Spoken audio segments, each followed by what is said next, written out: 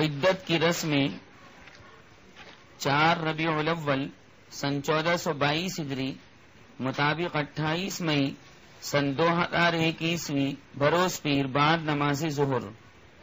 بسم اللہ الرحمن الرحیم۔ الحمد للہ الذی جعل الموت راحة للابرار ينقلهم به من دار الهموم والغموم والبلاء والاقدار، دار النصب والوصب والأذى والبأساء والضراء والآلام والأسقام والأخطار، دار الحسد والنكد والخوف والجوع والذل والبوار، دار اللهو واللعب والفخر والزينة والتكاثر والاغترار، دار الشقاء والعناء سجن المؤمنين وجنة الكفار، إلى دار الراحة والسرور والفرح والاستبشار، دار الصحة والبهجة والعز والقرار، دار الملك والخلد والبقاء وجوار المحسن الغفار، دار الأمن من جميع المخاوف وفيها ما تشتهيه الأنفس وتلذ الأعين وتختار، فسبحانه من إله خص بهدايته من اختاره لولايته، وربك يخلق ما يشاء ويختار، أحمده سبحانه على حلو القضاء ومر الأقدار، وأشكره على عواطف كرمه المدرار، وأشهد أن لا إله إلا الله وحده لا شريك له المنفرد بالبقاء والدوام والاقتدار، شهادة شاهدة بصحة الإقرار، أرجو بها الفوز بالجنة والنجاة من النار، وأشهد أن سيدنا محمدا عبده ورسوله المصطفى المختار، المأخوذ له على جميع الأنبياء الميثاق بالإيمان والاتباع والنصرة، فأعطوا على ذلك العهد والإقرار، وأسري به إلى ما فوق السماوات ففاز بالقرب والزلفى من الجبار، رجع وقد حاذ شرف الدنيا والآخرة والعز والفخار، اللهم صل وسلم على عبدك ورسولك محمد وعلى آله وأصحابه الذين جاهدوا في الله حق الجهاد في اليسر والعسار، حتى أرغم الله بهم أنوف المنافقين وأباد خضراء الكفار، صلاة وسلاما يبلغانهم من ربهم نهاية الأوطار. أما بعد، فأعوذ بالله السميع العليم من الشيطان الرجيم. بسم الله الرحمن الرحيم. والذين يتوفون منكم ويذرون أزواجا يتربصن بأنفسهن 4 أشهر و10، فإذا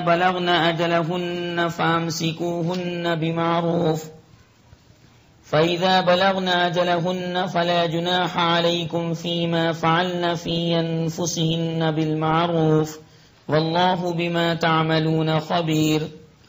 رب اشرح لي صدري ويسر لي أمري واحلل عقدة من لساني يفقهوا قولي، علم الإنسان ما لم يعلم، رب زدني علما. خواتین و حضرات، بزرگ سامعین و سامعات، اللہ سبحانہ و تعالی نے نبی کریم صلی اللہ علیہ وسلم کو اس عالم فانی میں بھیج کر ہمارے اور آپ کے لیے اور ساری امت مسلمہ کے لیے، سارے ایمان والوں کے لیے اور ساری ایمان والی عورتوں اور خواتین کے لیے قوانین اسلام کو، احکام اسلام کو بیان کروا دیا، اور نبی مکرم، نبی معظم صلی اللہ علیہ وسلم جو بات بھی دین سے متعلق فرماتے تھے تو وہ بات اللہ تبارک و تعالی کے حکم سے ہی فرماتے تھے، اور من وعن وہ تمام کی تمام باتیں مخلوق تک، امت مسلمہ تک پہنچا دیا کرتے تھے۔ اللہ قادر مطلق نے، اللہ رب غفور نے اپنے دین اسلام کا سلسلہ شروع کیا، دنیا کے اندر حضرت آدم علیہ الصلاۃ والسلام کو بھیج کر، اور اس کے بعد اللہ تبارک و تعالی دنیا کے اندر مختلف پیغمبروں کو، مختلف نبیوں کو اور مختلف رسولوں کو مختلف مقامات پر، مختلف اوقات میں، مختلف زمانوں کے اندر بھیجتا رہا، اور ہر پیغمبر نے وقت کی نزاکت کو پیش نظر رکھتے ہوئے، موقع محل کی نزاکت کو پیش نظر رکھتے ہوئے تبلیغ دین حنیف فرمائی، اعلاء کلمت اللہ فرمایا کہ ان پیغمبروں کو اللہ سبحانہ و تعالی کی جانب سے اسی بات کا حکم دیا گیا تھا، تو ہر نبی نے اور ہر پیغمبر نے اللہ تبارک و تعالی کے اس حکم کی تعمیل کی اور مخلوق کو سمجھایا، اللہ تبارک و تعالی سے مخلوق کو جوڑنے کی بھرپور کوشش کی، سعی کامل کی۔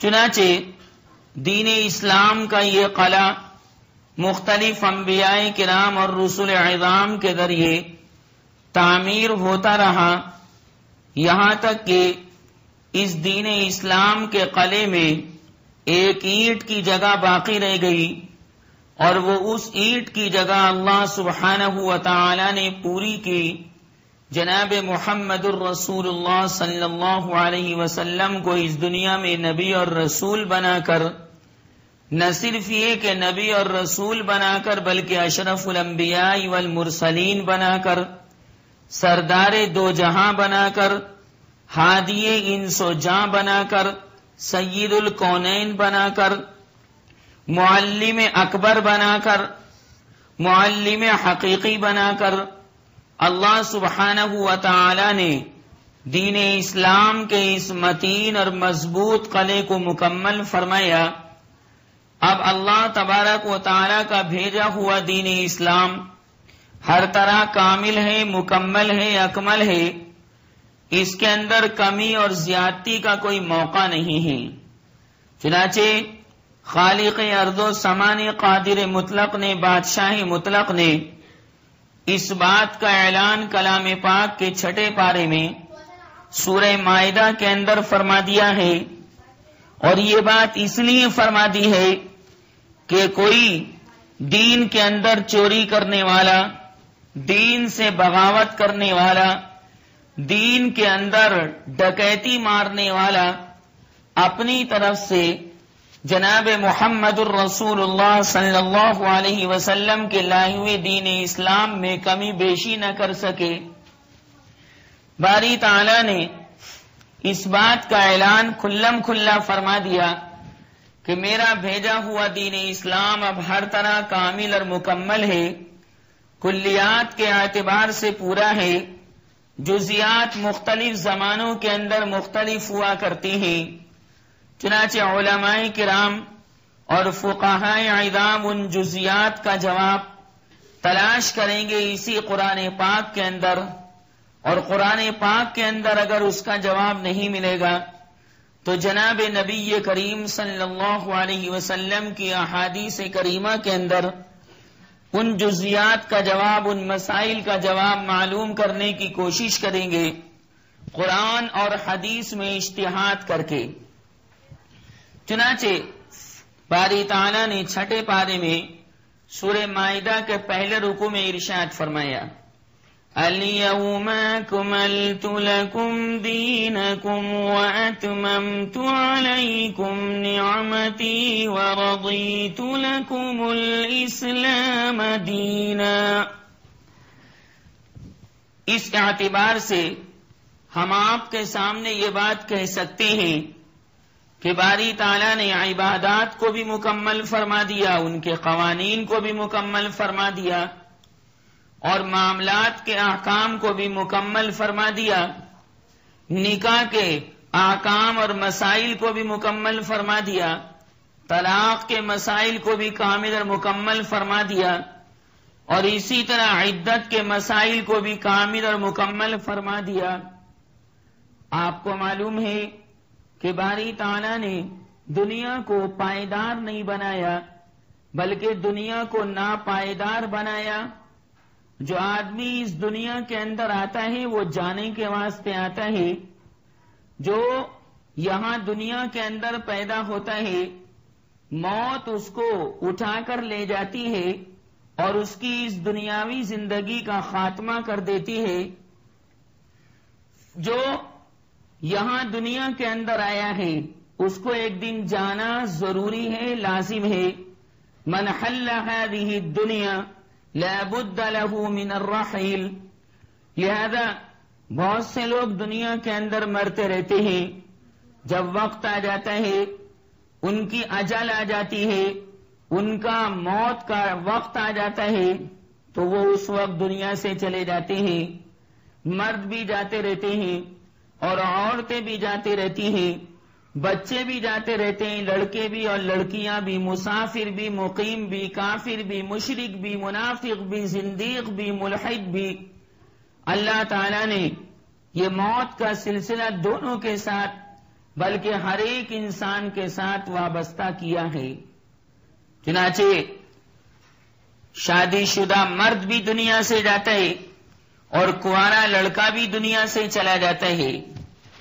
جب شادی شدہ آدمی دنیا سے جاتا ہے اور اس کے بال بچے اس دنیا کے اندر موجود ہوتے ہیں، اس کی وائف اور اس کی اہلیہ اس دنیا کے اندر موجود ہوتی ہے، تو وہ اپنے گھر والوں کو بلکتا ہوا، سسکتا ہوا، تڑپتا ہوا، مچلتا ہوا چھوڑ جاتا ہے.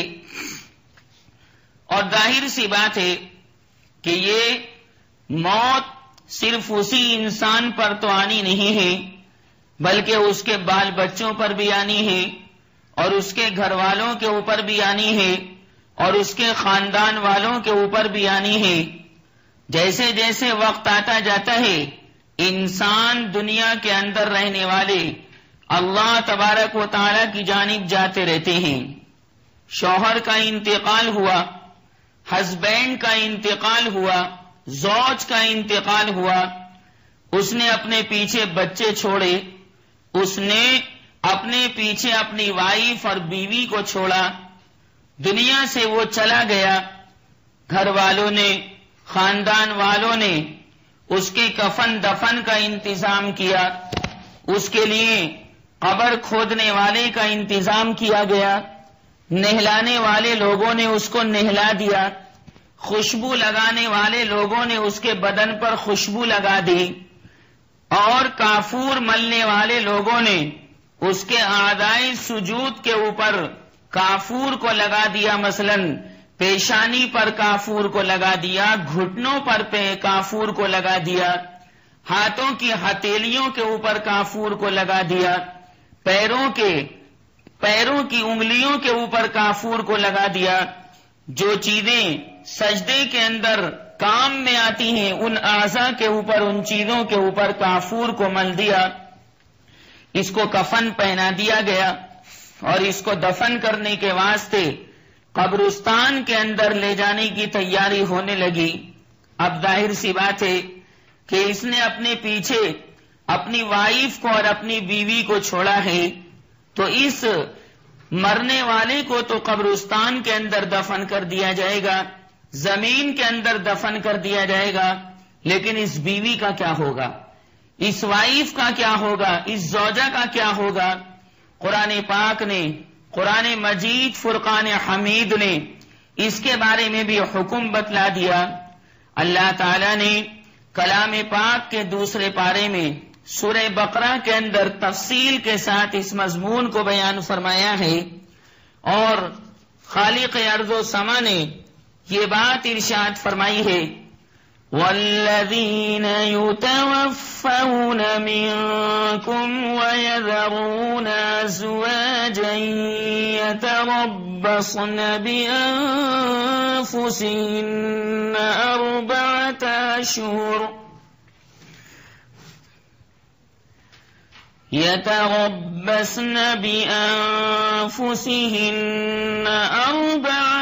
أَشْهُرٍ وَعَشْرًا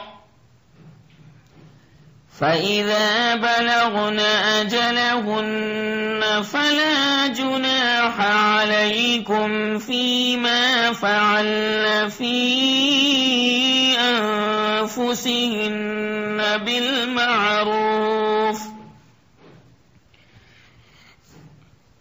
وَاللَّهُ بِمَا تَعْمَلُونَ خَبِيرٌ۔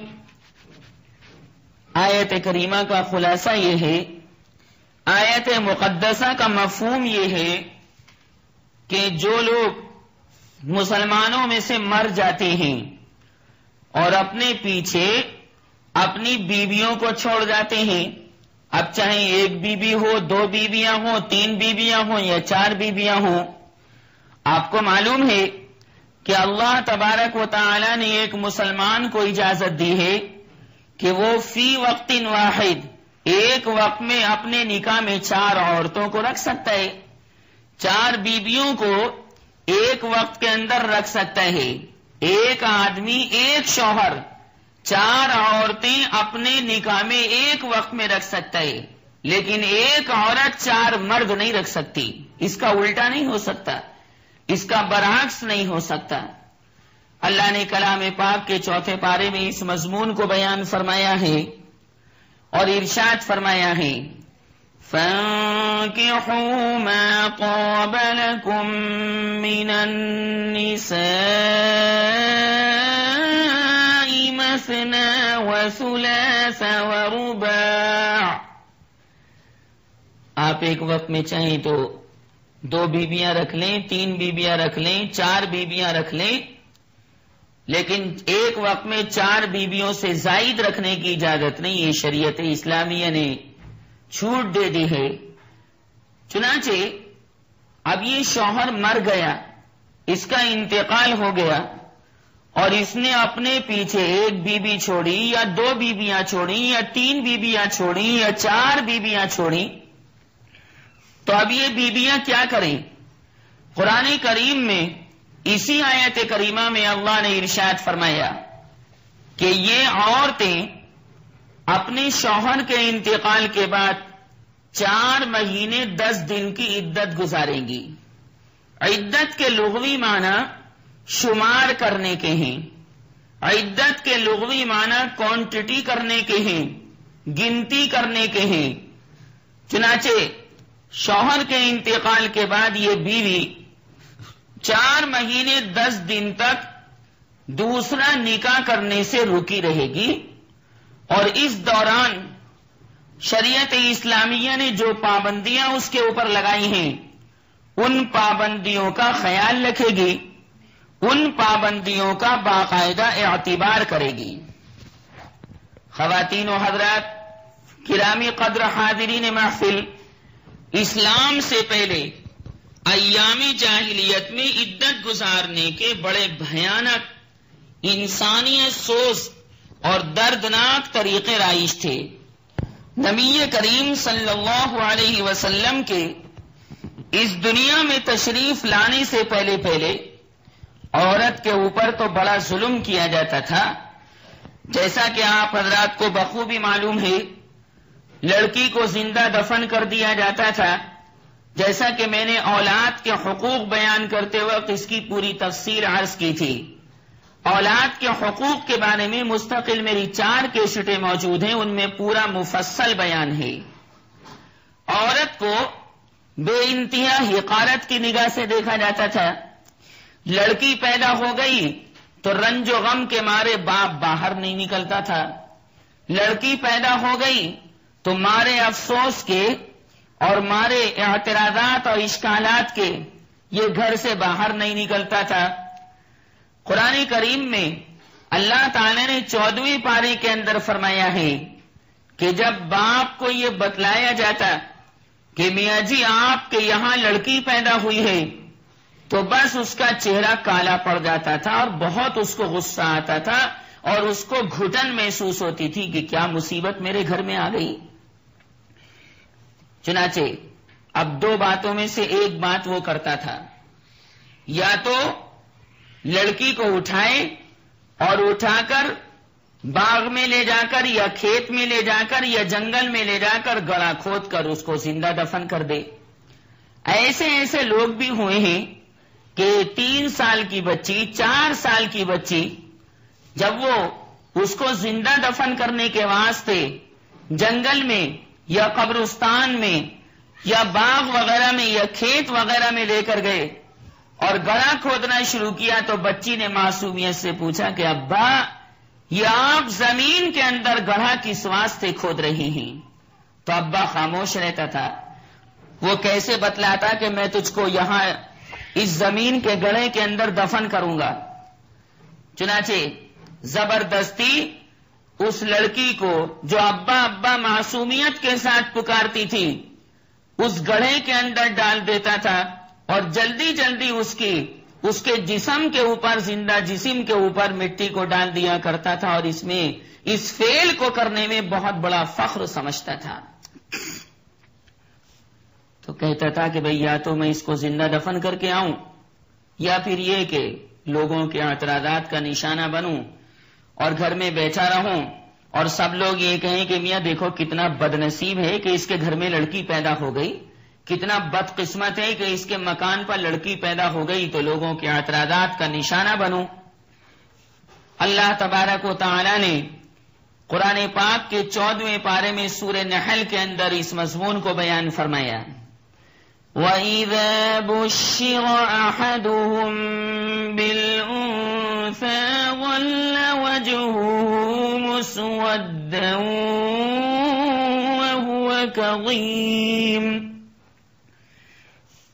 يَتَوَارَىٰ مِنَ الْقَوْمِ مِن سُوءِ مَا بُشِّرَ بِهِ أَيُمْسِكُهُ عَلَىٰ هُونٍ أَمْ يَدُسُّهُ فِي التُّرَابِ أَلَا سَاءَ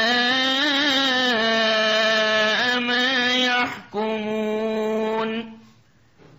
تو نبی کریم صلی اللہ علیہ وسلم کی آمد سے پہلے لڑکیوں پر اور عورتوں کے اوپر یہ مظالم ڈھائے جاتے تھے، لیکن جب میرے سچے آقا صلی اللہ علیہ وسلم کا آفتاب رسالت طلوع ہوا، آپ صلی اللہ علیہ وسلم کا آفتاب نبوت طلوع ہوا اور اپنی ضیاء پاشیوں سے ایک عالم کو منور کرنے لگا، اور میرے سچے آقا صلی اللہ علیہ وسلم نے دیکھا کہ ان عورتوں کے اوپر ایسے زبردست ظلم کے پہاڑ توڑے جاتے ہیں، عورت کو حقارت کی نگاہ سے دیکھا جاتا ہے، عورت کی ذلت کی جاتی ہے، عورت کو نوکرانی سمجھا جاتا ہے، عورت کو برا مقام دیا جاتا ہے، سوسائٹی کے اندر، سماج کے اندر، معاشرے کے اندر عورت کا کوئی مقام نہیں ہے اور وہ ذلت کے گڑھے میں پڑی ہوئی ہے، حقارت کے گڑھے کے اندر پڑی ہوئی ہے، اس کا کوئی مقام نہیں ہے، عورت کے لیے کوئی اعزاز و اکرام نہیں ہے، عورت کے لیے کوئی تقدیس اور تبجیل کا مادہ ہے ہی نہیں۔ تو نبی کریم صلی اللہ علیہ وسلم نے عورت کے فضائل اور عورت کے اصل مقام کو بیان فرمایا اور اعلان فرما دیا کہ جاہلیت والے جو عورتوں کو اور لڑکیوں کو حقیر سمجھتے تھے اور لڑکی کو زندہ دفن کر دیا کرتے تھے، اسلام اس چیز سے منع کرتا ہے، میری شریعت محمدیہ اور شریعت مصطفیہ اس چیز سے اور اس گھنونے عمل سے لوگوں کو منع کرتی ہے۔ اسلام نے عورت کو اونچا مقام عنایت فرمایا اور یہ بات ارشاد فرمائی کہ عورت کوئی نوکرانی نہیں ہے، عورت کوئی خادمہ نہیں ہے، بلکہ زندگی کی گاڑی کا ایک پہیہ ہے، گاڑی کے 2 پہیے ہیں، ایک پہیہ مرد ہے اور زندگی کی گاڑی کا دوسرا پہیہ یہ عورت ہے۔ لہذا جو آدمی اس دنیا کے اندر رہے گا وہ اس دوسرے پہیے کا بھی، اس عورت کا بھی اعزاز و اکرام کرے گا۔ کوئی آدمی اگر اس کو حقیر جانے گا، کوئی آدمی اس لڑکی کو ذلت کی نگاہ سے دیکھے گا اور کوئی آدمی اس عورت کو اس کا جائز مقام نہیں دے گا، اللہ تبارک و تعالی اس سے قیامت میں سوال فرمائیں گے۔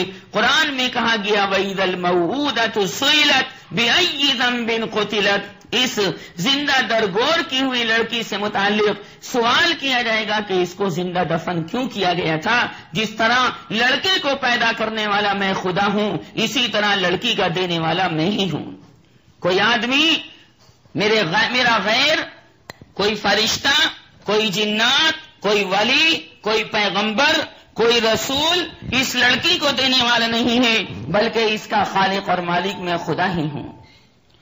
اسلام نے آ کر اس عورت کو اس کا اصل مقام بتلایا، اس کے اصل مقام کو اجاگر کیا اور فرمایا وَلَهُنَّ مِثْلُ الَّذِي عَلَيْهِنَّ بِالْمَعْرُوفِ وَلِلرِّجَالِ عَلَيْهِنَّ دَرَجَةٌ وَاللَّهُ عَزِيزٌ حَكِيمٌ۔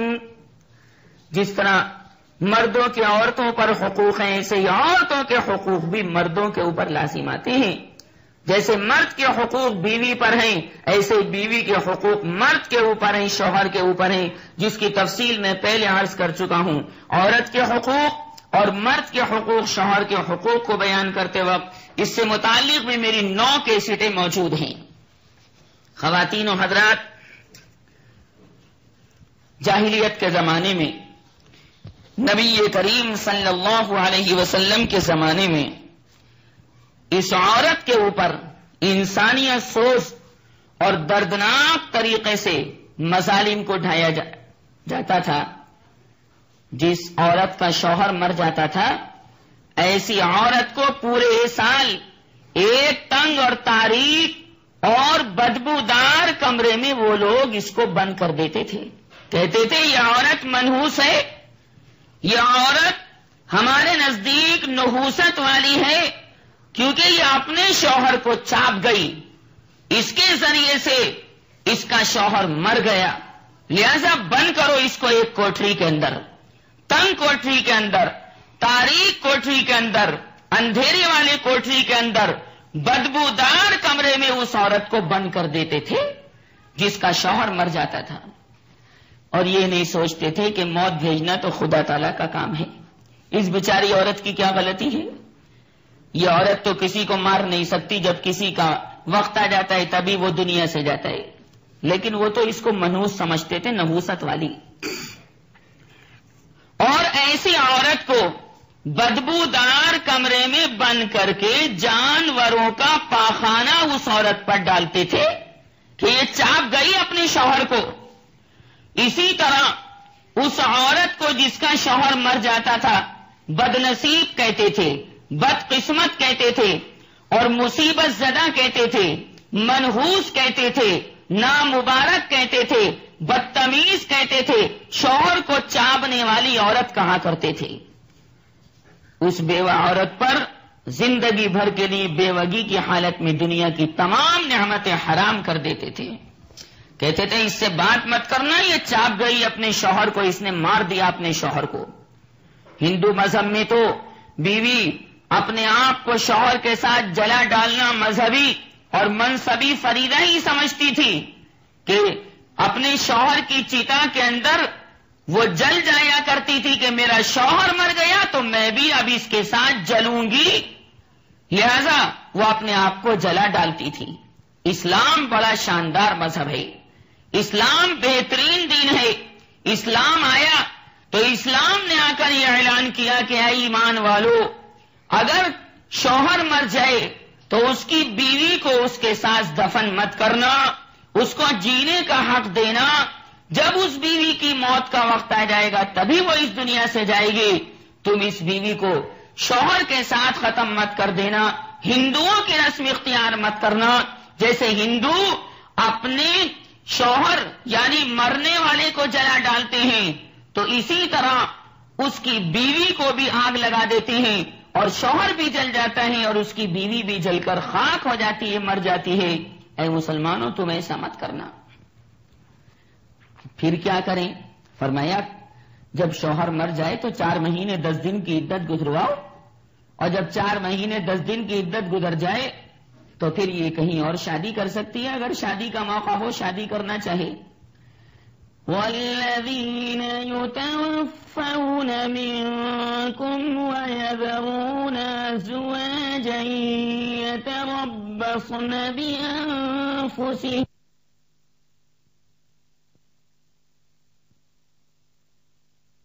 يتوفون منكم ويذرون أزواجا يتربصن بأنفسهن 4 أشهر وعشرا فإذا بلغن أجلهن فلا جناح عليكم فيما فعلن في أنفسهن بالمعروف والله بما تعملون خبیر. یہ 4 مہینے 10 دن تک سوگ میں رہے گی. شوہر کے انتقال کے بعد سوگ کے بطور جو عدت واجب ہوتی ہے وہ بالغہ اور نابالغہ دونوں پر ہے، چاہے ابھی یکجائی کی نوبت آئی ہو یا نہیں. اب یہ بیوہ عورت عدت گزارنے کے دوران 4 مہینے 10 دن تک کیا کرے گی؟ یہ عورت بالغ عورت زیبائش اور آرائش اختیار نہیں کرے گی، بھڑکدار کپڑے نہیں پہنے گی، زیور نہیں پہنے گی، خوشبو نہیں لگائے گی، کریم نہیں لگائے گی، پاؤڈر نہیں لگائے گی، اسی طرح عطر نہیں لگائے گی. کنگھی کے ذریعے یا کنگے کے ذریعے اپنی مانگ نہیں نکالے گی. بلا ضرورت اور بلا بیماری سر میں تیل نہیں ڈالے گی، خوشبودار تیل کا استعمال نہیں کرے گی. یہ عورت جو 4 مہینے 10 دن کی عدت گزارے گی سرما نہیں لگائے گی، پان نہیں کھائے گی، اسی طرح اور دوسری زیبائش اور آرائش کی چیزیں استعمال نہیں کرے گی. البتہ اگر پان کھانے کی عادت ہو تو جلدی سے پان کھائے اور پان کھا کر اس کو تھوک دیا، جیسے بہت سی عورتوں کو عادت ہوتی ہے اور وہ دوا کے طور پر پان کا استعمال کرتی ہیں. کالا سرما لگانے کے بجائے اگر سفید سرمے سے کام چل سکتا ہو تو سفید سرما لگائے، اور اگر مجبوراً کالا سرما ہی لگانے کو کہا جائے تو رات میں لگائے، دن کے اندر نہ لگائے. اس عدت کی مدت ان عورتوں کے لیے جو حاملہ نہ ہو 4 مہینے 10 دن ہے. اور اگر شوہر کا انتقال ہوا اور یہ عورت کسی امید سے ہے، اس کے بچہ پیدا ہونے کی امید ہے، تو اس کی عدت جب ختم ہوگی جب اس کے بچے کی پیدائش ہو جائے گی. جب تک اتنا وقت نہ گزر جائے وہ نہ دوسرا نکاح کر سکتی ہے اور نہ گھر چھوڑ کر ادھر ادھر جا سکتی ہے. 4 مہینے 10 دن تک سوگ کی اجازت صرف شوہر کی موت پر ہے، اور کسی رشتہ دار کی موت پر 3 دن سے زیادہ سوگ کرنا جائز نہیں. یہ مستقل مسائل سوگ کی کیسٹ میں موجود ہیں جو مستقل اس عنوان سے موجود ہے. سر کے درد کی وجہ سے، تیل اور آنکھ کی تکلیف کی وجہ سے، جیسے میں نے ابھی عرض کیا، سرما لگانے کی اجازت ہے. سفید سرمے سے کام چل جائے تو کالے سرمے کا استعمال نہ کرے. اللہ تبارک و تعالی نے اس عورت کی عدت 4 مہینے 10 دن بیان کی ہے جب کہ اس کے بچہ پیدا ہونے کی امید نہ ہو، اس کے پیٹ میں بچہ نہ ہو، اور اگر ہے تو جتنے دن میں بھی بچہ پیدا ہو جائے اس کی عدت پوری ہو جائے گی. اگر شوہر مرا اور 2 منٹ بعد ہی اس کے بچہ پیدا ہو گیا تو بس اس کی عدت 2 منٹ کی ہوئی، ختم، عدت پوری ہو گئی. شریعت کے اندر یہ تمام کے تمام مسائل تفصیل کے ساتھ موجود ہیں. موت کی عدت گزارنے کے دوران اگر باہر جانے کی ضرورت ہو اور کوئی لانے والا نہ ہو تو باہر جا سکتی ہے، مگر ضرورت سے زیادہ باہر نہ ٹھہرے اور رات اپنے گھر آ کر ہی گزارے. اس طرح کہ رات کا اکثر حصہ اپنے گھر پر بسر ہو. عورت اپنے میکے یا کہیں اور چلی گئی ہو تو بلا تاخیر فوراً واپس آ جانا چاہیے، اور شوہر کے دیے ہوئے مکان میں عدت گزارنی چاہیے۔ عدت اسی مکان میں گزارنی ہوگی جو اسے شوہر کی طرف سے ملا ہو، یعنی شوہر کے گھر میں۔ بلا ضرورت عورت کے لیے گھر سے نکلنا عدت کے دوران ہرگز جائز نہیں ہے۔ ہاں، اگر وہ مکان کچا ہو، ٹپکتا ہو تو کہیں اور اس کی عدت گزروائی جائے گی۔ اسی طرح اگر وہ مکان کرائے کا ہو اور مالک کہے کہ بھئی یہ گھر خالی کرو تو کسی اور مکان میں اس کی عدت گزروائیں گے۔ یہ کچھ مسائل میں نے عدت سے متعلق بیان کیے، لیکن عدت جب مکمل ہو جاتی ہے اور 4 مہینے 10 دن پورے ہو جاتے ہیں، یا بچہ تھا اور بچہ پیدا ہو جاتا ہے، تو عجیب و غریب طرح کے رسم و رواج مسلمانوں کے اندر اس سلسلے میں چلتے ہیں۔ جب عدت پوری ہو جاتی ہے اور آخری دن ہوتا ہے عدت کے پورے ہونے کا، یاد رکھو کہ اگر پہلی تاریخ کو یعنی مہینے کی پہلی تاریخ کو شوہر مرا تو چاند رات سے حساب لگے گا۔ اب چاہے مہینہ 29 کا ہو یا 30 کا ہو، اس سے کوئی بحث نہیں۔ بس 4 مہینے 10 دن پورے ہو جائیں گے تو عدت اس کی پوری ہو جائے گی، چاہے مہینہ 29 کا ہو یا 30 کا۔ یہ جب ہے جبکہ پہلی تاریخ کو شوہر کا انتقال ہوا ہو، چاند کی پہلی تاریخ۔ دوسری بات یہ کہ مہینوں کا حساب چاند کے مہینوں سے لگے گا، انگریزی مہینوں سے نہیں لگے گا۔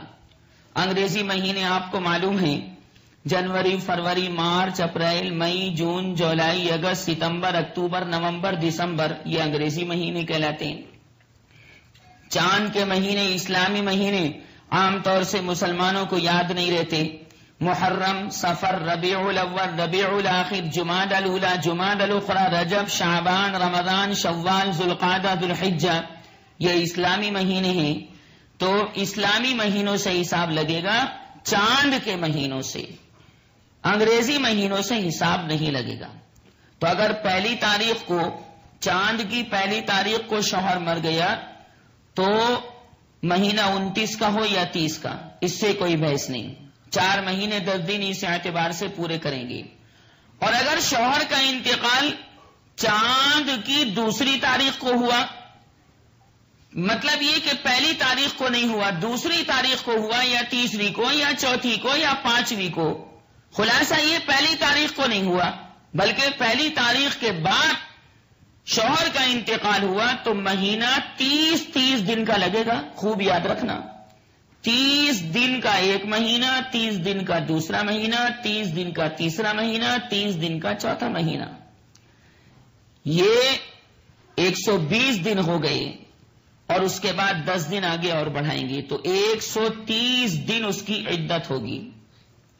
اچھا خیر، عدت اس کی پوری ہو گئی تو جس دن عدت پوری ہوتی ہے تو مسلمانوں کے یہاں عجیب و غریب رسم و رواج ہوتے ہیں۔ جاہل گھرانوں کے اندر ایسا ہوتا ہے، جو اللہ والے گھرانے ہیں وہ اس طرح کی باتوں کو انجام نہیں دیتے۔ کیا ہوتا ہے، اس بیوہ کا بھائی اس کو بلانے آتا ہے کہ چلو یہاں سے، تمہاری عدت پوری ہوئی، چلو ہمارے گھر چلو۔ یہ بیوہ کا بھائی بلانے آتا ہے اور اس کو ضروری سمجھا جاتا ہے۔ ناجائز ہے یہ، خوب سوچ لینا اور کان کھول کر یہ مسائل سن لینا۔ اس کو بہت ضروری سمجھا جاتا ہے۔ اگر سگا بھائی نہیں ہوتا تو خالہ زاد بھائی بلانے کے لیے آتا ہے، ماموں زاد بھائی بلانے کے لیے آتا ہے، دور کا کوئی رشتہ دار بھائی بلانے کے لیے آتا ہے کہ چلو بھائی عدت پوری ہو رہی ہے۔ اگر بھائی نہیں ہوتا، یعنی بیوہ کا کوئی بھائی نہیں، نہ سگا بھائی، نہ سوتیلا بھائی، نہ دور کا بھائی، نہ قریب کا بھائی، تو بڑا رونا پیٹنا پڑتا ہے کہ آئے اللہ، اگر ہمارے کوئی بھائی ہوتا تو ہمیں بھی کوئی بلانے کے لیے آ جاتا۔ تو خدا کی بندی، تو اتنا کیوں گھبرائے ہے؟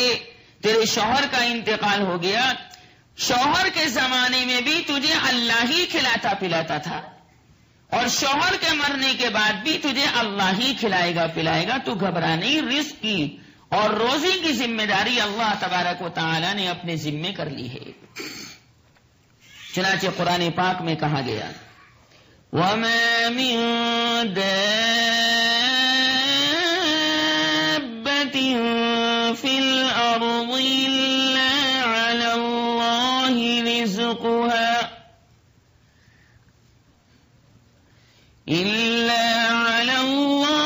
رزقها ويعلم مستقرها ومستودعها كل في كتاب مبين.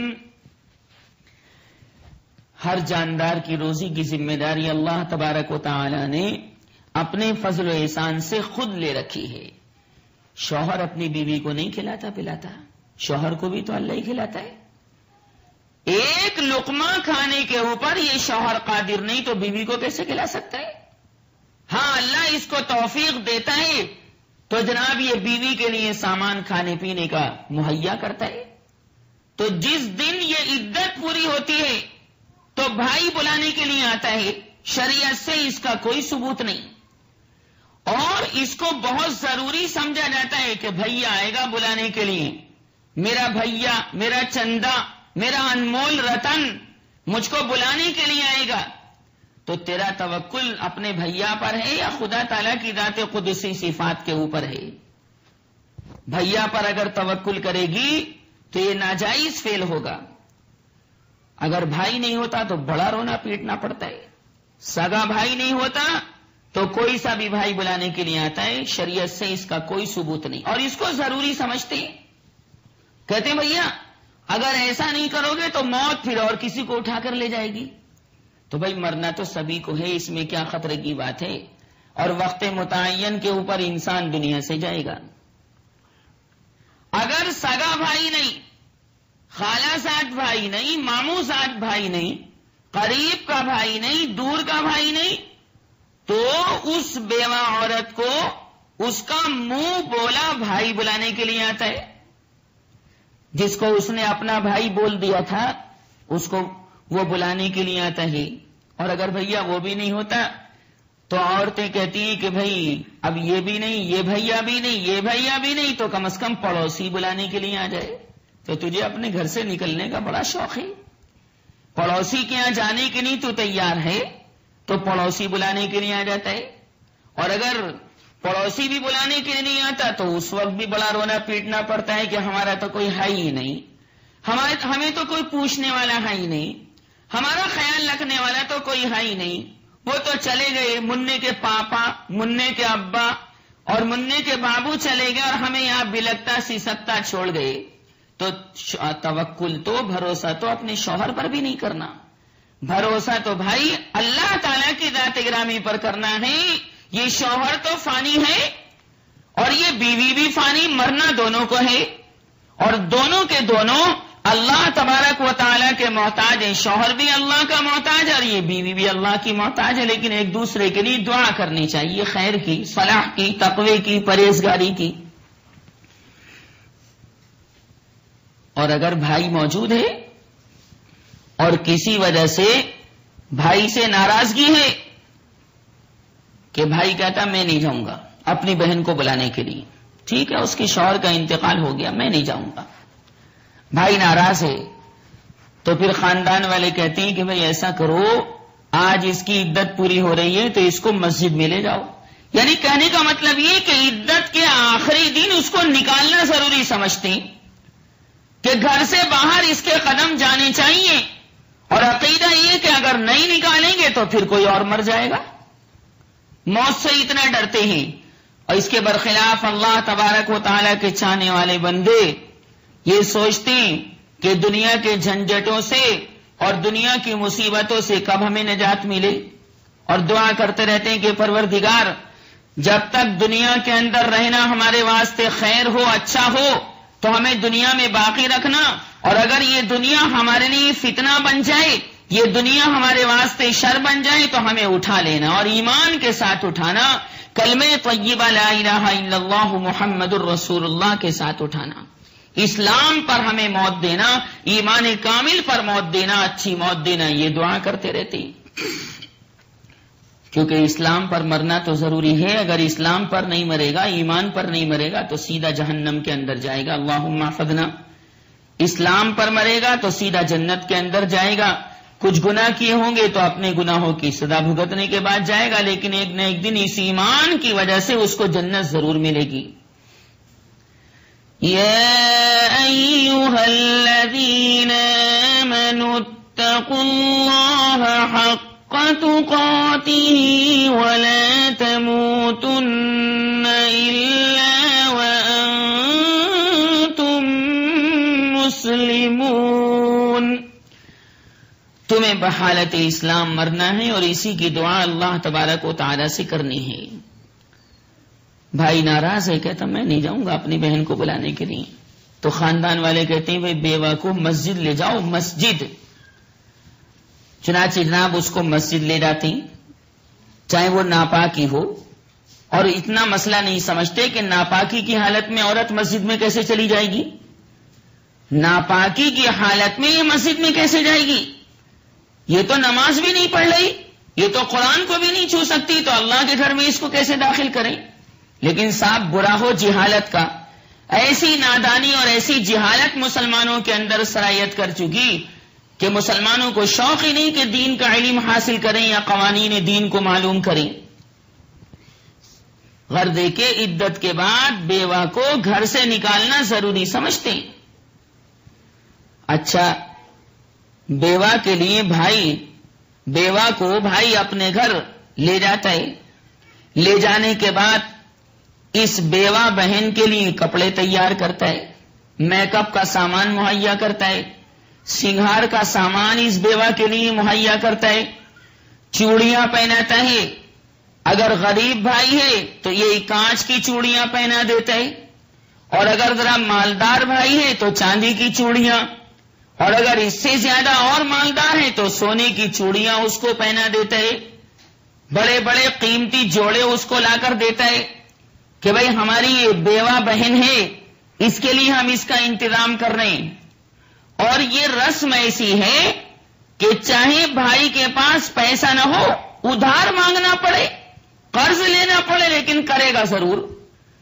ظاہر سی بات ہے کہ اللہ تعالیٰ تو اور رسول صلی اللہ علیہ وسلم تو ایسا کرنے کا حکم دیتے نہیں، تم اپنی طرف سے اس کام کو کر رہے ہو اور بدعت اور خرافات والے کام کر رہے ہو، تو جیسی کرنی ویسی بھرنی، تم برے کام کرو گے اللہ تعالیٰ تمہارا حساب لے لے گا۔ اللہ سے بچ کر تو کہیں کوئی جا نہیں سکتا، نبی بھی، پیغمبر بھی، رسول بھی، جنات بھی، ملائکہ بھی، فرشتے بھی، جبریل بھی، میکائیل بھی، اسرافیل بھی، اسرائیل بھی، شیطان بھی، ابلیس بھی، چھوٹے بھی، بڑے بھی، مرد بھی، عورت بھی، لڑکا بھی، لڑکی بھی، صغیر بھی، کبیر بھی، عربی بھی اور عجمی بھی، کوئی جناب اللہ تعالی سے بچ کر جا نہیں سکتا۔ اگر چاہے کہ میں اللہ تعالیٰ کے آسمان سے نکل کر کہیں اور چلا جاؤں یا اللہ کی زمین سے نکل کر کہیں اور چلا جاؤں، تو اس کے لیے اس کی پاسیبلٹی نہیں، اس کا امکان نہیں۔ سورہ رحمان کے دوسرے رکوع میں اللہ نے فرمایا، یا معشر الجن والانس ان استطعتم ان تنفذوا من اقطار السماوات والارض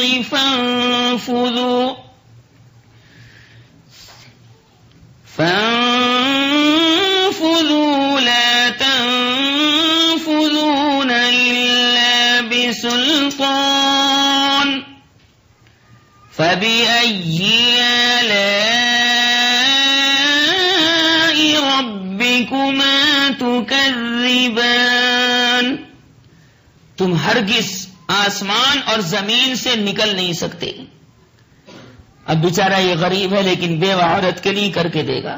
سماج والوں نے دیکھو دین کو کتنا بھاری بنا دیا، سماج والوں نے، سوسائٹی والوں نے اس دنیا کی زندگی کو کتنا بھاری بنا دیا۔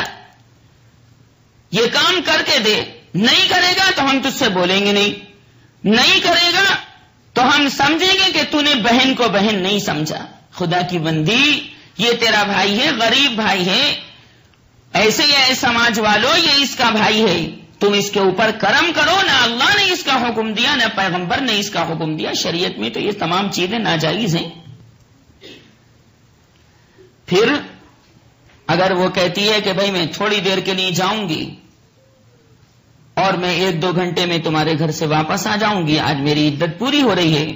تو کہتا نہیں، بھائی کے گھر میں رات گزارنا ضروری سمجھتے ہیں کہ یہاں سے نکل شوہر کے گھر میں سے اور بھائی کے گھر میں رات ضرور گزار. اگر تو ایسا نہیں کرے گی تو پھر موت کسی کو پکڑ کے لے جائے گی. یہ بھی شریعت اسلامیہ کے اعتبار سے ناجائز ہے. دین اس کی بھی اجازت نہیں دیتا. یہ چیز بھی رسم ہے اور قابل ترک ہے، چھوڑنا اس کا ضروری ہے. پھر سگے بھائی نے اس کی دعوت کر دی تو دیکھا دیکھے خاندان والے دوسرے بھائی بھی اس کی دعوت کرتے ہیں کہ وہ بھائی اس کی عدت پوری ہوئی ہے، اگر دعوت نہیں کریں گے تو خاندان والے ہمارا حقہ پانی بند کر دیں گے. تو ماموزاد بھائی بھی اس کی دعوت کرے ہے، چچا زاد بھائی بھی اس کی دعوت کرے ہے، اور جناب خالہ زاد بھائی بھی اس کی دعوت کرے ہے. اور اگر دعوت نہیں کرتا تو یہ بہن بھی سمجھتی کہ مجھے پوچھا نہیں. خدا کی بندی، تجھے کوئی چاہے پوچھے نہ پوچھے، تجھے اللہ پوچھے، تجھے اللہ تبارک و تعالی یاد کرے، یہ بہتر ہے اس بات سے کہ تو یہ کوشش کرے کہ مجھے میرا بھائی، میرا سگا بھائی پوچھے، میرے خاندان والے پوچھیں. نہیں، خاندان والوں کو راضی کرنا ضروری نہیں بلکہ اللہ کو راضی کرنا ضروری ہے. جب تک اللہ راضی نہیں ہوگا تب تک جنت نہیں ملنے والی. نہیں، جنت کے لیے تو بڑے پاپڑ بیلنے پڑتے ہیں، بڑی محنت کرنی پڑتی اور بڑی قد و کاوش اور مجاہدہ کرنا پڑتا ہے. اللہ کو راضی کرنا پڑتا ہے، کیونکہ بھائی جب تک مالک کو راضی نہیں کرو گے تو مالک کی بنائی ہوئی جنت کیسے مل جائے گی؟ نہ، اس کے لیے تو بہت محنت کرنی پڑتی ہے. سورہ بقرہ کے اندر دوسرے پارے میں اللہ نے فرمایا، ام حسبتم ان تدخلوا الجنة ولما يأتكم مثل الذين خلوا من قبلكم مستهم البأساء والضراء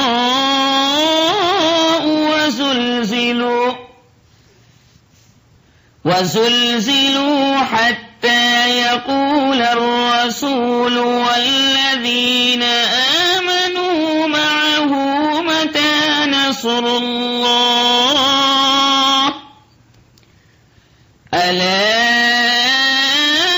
إن نصر الله قريب. تمہیں تو محنت کرنی پڑے گی، تب کہیں جا کر جنت کی کرسیاں، جنت کی حوریں، جنت کی شراب، جنت کا شہد، جنت کا خالص دودھ، جنت کے گاؤ تکیے، جنت کی چارپائیاں اور جنت کی مسحریاں اس کے بعد ملیں گی. پہلے مجاہدہ، اس کے بعد مشاہدہ، پہلے محنت، اس کے بعد انعام. پہلے کام کرو، پیسہ اس کے بعد ملے گا، اجرت اس کے بعد ملے گی. تو بھائی خاندان کے اور لوگ بھی اس کی دعوت کرتے ہیں اور اس دعوت کو ضروری سمجھتے ہیں. اچھا، اس بیوہ عورت کو عدت پوری ہو جانے کے بعد دلہن سے بھی زیادہ سجا دیتی ہیں. شاندار کپڑے، میک اپ، کریم، پاؤڈر، غرضے کے تمام کی تمام آرائش اور زیبائش کی چیزیں اس کے لیے اویلیبل کی جاتی ہیں، مہیا کی جاتی ہیں. اور یہ بھی جناب تیار ہو جاتی، سوچتی اب تو آزاد ہو گئی، جو چاہوں گی کروں گی. نہیں، تو پہلے بھی آزاد نہیں تھی اور اب عدت پوری ہو جانے کے بعد بھی آزاد نہیں. جس طرح شوہر کی زندگی میں دین پر عمل کرنا ضروری تھا، شوہر کے بعد عدت گزارنے کے بعد اسی طرح دین پر عمل کرنا ضروری ہے. اب یہ تھوڑی ہے کہ پہلے تو تھی تو رحمان والی، اب بنے گی شیطان والی. ہرگز نہیں، تجھے اب بھی رحمان والی بندی بن کر رہنا ہے. اگر بھائی کے گھر میں یا مسجد میں اس بیوہ کو جس کی عدت پوری ہو گئی لے کر نہیں جاتے تو پھر یہ ضروری سمجھتے ہیں گھر والے کہ بھائی اگر بھائی کے گھر نہیں جاؤ، مسجد میں نہیں جاؤ، عدت پوری ہو جانے کے بعد تو بھائی کسی اجتماع میں چلو، حضرت مولانا صاحب کی تقریر سننے چلو یا کسی اور مقام پر چلو، دینی اجتماع میں چلو. یہ ضروری سمجھتے ہیں. مطلب یہ ہے کہنے کا، بات وہیں آ کر ٹھہر رہی ہے کہ گھر سے نکالنا اس کو ضروری سمجھتے ہیں کہ نکل. یہ جاہلیت والا تصور ہے، اسلام والا تصور نہیں. یہ بیچاری غم زدہ ہے، اس کا شوہر مر گیا، ارے اس کا سہاگ لٹ گیا، اور یہ خاندان والے اس کے ساتھ یہ بدتمیزی کر رہے ہیں. ایک غم تو تھا ہی پہلے سے شوہر کے مرنے کا کہ شوہر اس سے پیار کرتا تھا، محبت کرتا تھا، اور یہ خود بھی کہتی ہے زندگی کے اندر ارے بڑا گڈ آدمی تھا، بڑا شاندار آدمی تھا، میرا بڑا خیال لگتا تھا، کبھی پھانس بھی نہیں چبھنے تھی میرے جسم کے اندر، ایسا گڈ آدمی تھا، گڈ مین، شاندار آدمی. تو بھائی شاندار ہو یا برا ہو سب اللہ تبارک و تعالیٰ کے بندے ہیں، اور موت سب کو اٹھا کر لے جائے گی. تو کہتے بھائی اجتماع میں چلو، پروگرام میں چلو، قرآن کی تفسیر سننے چلو، نکلو ضرور. تو اس کو بھی جناب ضروری سمجھتے ہیں، یہ بھی ناجائز ہے. ٹھیک ہے جا سکتے ہیں، میں منع نہیں کر رہا، لیکن اس کو ضروری مت سمجھو. اور معاشرے والوں نے، سوسائٹی والوں نے اس کو ضروری سمجھ لیا. ایک مصیبت اور ہو گئی، اور وہ مصیبت یہ ہے کہ اب تو لوگوں نے عدت گزارنے کو ختم کرنا شروع کر دیا. کہتے کیا ضرورت ہے عدت گزارنے کی، اپنی بہن کو تکلیف دینے کی. آسمان پر چاند پر آدمی پہنچ گیا اور یہ 4 مہینے 10 دن کی اس کو عدت گزروا رہے ہیں. کہتے بھئی ایک ترکیب کرو، اور وہ ترکیب یہ ہے کہ جیسے ہی شوہر مر جائے، شوہر کا انتقال ہو جائے، شوہر کی وفات ہو جائے، اور اس کا جنازہ تیار ہو جائے، اور جب شوہر کا جنازہ گھر سے باہر نکلنے لگے تو اس بیوہ کو جنازے کے ساتھ 7 قدم باہر نکال دو، اور اس سے کہو کہ اپنے شوہر کے جنازے کے پیچھے پیچھے 7 قدم چل، اور جب تو 7 قدم چل لے گی تو اب تجھے عدت گزارنے کی ضرورت نہیں. حرام ہے ایسا کرنا، ناجائز ہے ایسا کرنا. اللہ کے غصے کو ایسا کرنا دعوت دیتا ہے. اللہ ایسے خاندان والوں پر اپنا غضب نازل کرتا ہے. پتہ نہیں یہ مسئلہ کہاں سے نکال لیا. نبی کریم صلی اللہ علیہ وسلم نے فرمایا کہ جب قیامت قریب ہوگی تو لوگ جاہل کو اپنا پیشوا بنائیں گے، اور جاہلوں کی بات پر عمل کریں گے، اور عالم کی بات کو ٹھکرائیں گے. آج ایسا ہی ہو رہا ہے. اور عالم بھیا اپنی طرف سے تھوڑا ہی کہتا ہے. عالم کا کام تو شریعت کی بات کو بتلانا ہے. شریعت بنانا اللہ کا کام، اور نبی اور عالم کا کام شریعت بتانا ہے.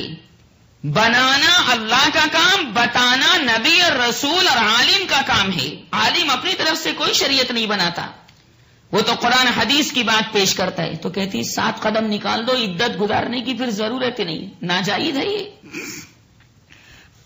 اچھا اس کے بعد ایک مصیبت اور ہے کہ جنازہ جس وقت گھر سے باہر نکلے، مثلا صبح کو انتقال ہوا شوہر کا 8 بجے، اور جنازہ نکلا شام کے 4 بجے، تو عورتیں اور مرد خاندان کی یہ ضروری سمجھتے ہیں کہ جس دن اس کی عدت پوری ہوگی تو جتنے وقت جتنے ٹائم یہ جنازہ گھر سے باہر نکلا ہے، مثلا شام کے 4 بجے، تو شام کے 4 بجے اس کی عدت پوری ہوگی. غلط ہے یہ، اور ایسا سمجھنا حرام ہے.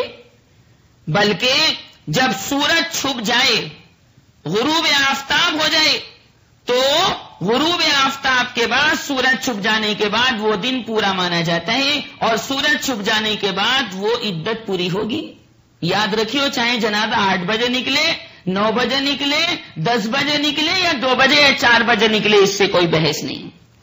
اس لیے ضرورت اس بات کی ہے کہ ان تمام رسموں کو ختم کیا جائے. یہ عدت کی رسمیں ہیں جو مسلمانوں نے اپنی طرف سے بنا لی ہیں، گھڑ لی ہیں، اور مسلمانوں نے ان باطل رسوم کو اپنے دلوں کے اندر رچا لیا ہے، بسا لیا ہے، بٹھا لیا ہے.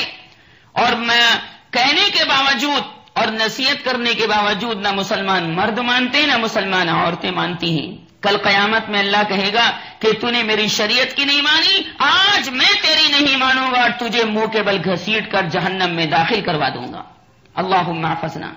اس لیے ضرورت ہے کہ ان رسوم باطلہ کا اتباع کرنے کے بجائے اور ان رسوم باطلہ پر عمل کرنے کے بجائے نبی مکرم نبی معظم صلی اللہ علیہ وسلم کی سنتوں پر عمل کیا جائے کہ نجات حضور کی پیروی میں ہے صلی اللہ علیہ وسلم. دنیا کی نجات بھی، قبر کی نجات بھی، عالم برزخ کی نجات بھی، اور عالم آخرت یوم القیامت کی نجات بھی حضور مکرم حضور معظم صلی اللہ علیہ وسلم کی اطاعت اور پیروی کرنے میں ہے. خود قرآن کریم نے اس کو کہا ہے. تقریر ختم ہونے آ رہی.